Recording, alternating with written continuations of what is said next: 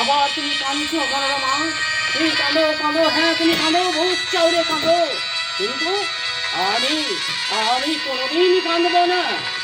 কেন কাঁদবো? আমি আমি তো তার বড় দাদা, বড় বাবা কি মুখের কথা গো মনোরমা, বড় বাবা কি মুখের কথা।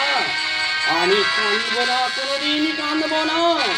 তুমি হাজার বার কাঁদো মুখ চাবড়ে, হয়তো হয়তো সবাই বলাবলি করছে, সবাই বলাবলি করছে, জানো কি বলছে জানো মনোরমা?